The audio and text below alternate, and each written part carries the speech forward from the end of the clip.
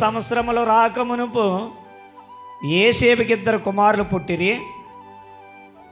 ఓని యొక్క యాజకుడైన పోతిఫర్ కుమార్తె ఆషానత్ అతనికి వారిని కనును. అప్పుడు అతడు చూడండి, యోసేపు దేవుడు నా సమస్త బాధను నా తండ్రి ఇంటి వారిని నేను మరిసిపోనట్లు చేసినని చెప్పి తన జ్యేష్ఠ కుమారుడికి మనసే అని పేరు పెట్టాడు. మనసే అనగా అర్థం ఏంటంటే మరిసిపోవట. దేవుడంట అతను సమస్త బాధను మరిసిపోనట్లుగా చేశాడంట.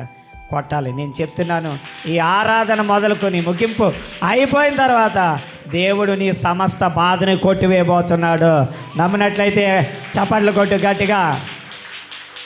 ఇంకా ఏమంటున్నాడంటే చూడండి, తర్వాత అతడు నాకు బాధ కలిగిన దేశమందే, నేను అంటాను కష్టము కలిగిన ప్రాంతంలోనే, వేదన పడుతున్న గృహంలోనే, కన్నీరు కార్చిన మందిరంలోనే, బాధ కలిగించిన దేశంలోనే నాకు దేవుడు ఏం చేశాడంటే అభివృద్ధి కలగజేశాడు అని చెప్తున్నాడు. అందుకే 2వ కుమారుని పేరు ఎఫ్రాయిము అని పెట్టాడు.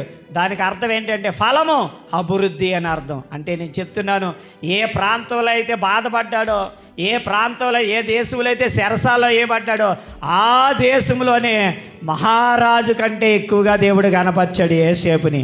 నేనంటాను, నీ ఇంటిలో కానీ, నీ కుటుంబంలో కానీ, సమాజంలో కానీ, సంఘంలో కానీ నీవు ఎంత పరిచర్య చేసి బాధపడుతున్నావో, కన్నీరు కార్చావో, ఆ బాధకు తగినట్లుగా అభివృద్ధిని కూడా దేవుడు నీకు ఇవ్వబోతున్నాడు.